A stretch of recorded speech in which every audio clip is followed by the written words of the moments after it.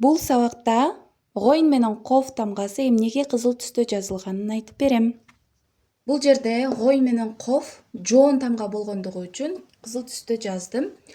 Айн, фа, каф, лам, мим, нун, вау, лам алиф, я, хамза. Ичке окулган үчүн жашыл түстө жаздым. Айн тамгасы көпчүлүк кыйналган айн тамгасы. Бул тамактан кыйналган абалда, кыскан абалда тамакты чыгат. Ошон үчүн айн бул тамгада көп кыйналат.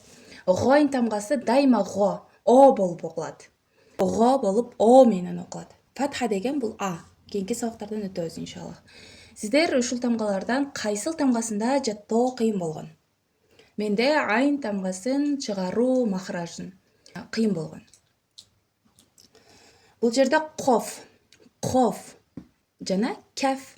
Бул махраж деп айтылат, айтылуу, чыгуу жайы. Тамгалар кандай айтылат, кандай чыгат тамактан, бул махраж деп аталат. Коф тамгасы биздин кайчы деген к дагы. Мисалы, тамга каф жана коф. Экөөнүн айырмасы билинип атса керек сиздерге дагы. Айн, гойн, фа, коф, каф, лам, мим, нун, вау, лам алиф, я, хамза. Бул жерде лам алиф ар түрдүү келет.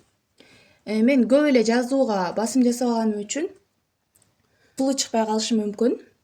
Бул жерде нун, кече айтканбыз, кечеги биринчи сабакта ба менен нун окшошуп кетет.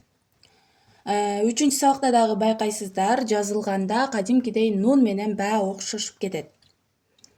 Кайсы сабактардан сабак чыгарайын, комментарийге жазып кетсеңиздер болот. Жана жакшылык ишти бирөөлөр менен бөлүшүп койсоңуздар, сиздер дагы кылгандай сооп аласыздар иншаллах. Катталып алганды унутпаңыздар, эгер дагы ушундай сабактарды кааласаңыздар, катталып алсаңыздар болот.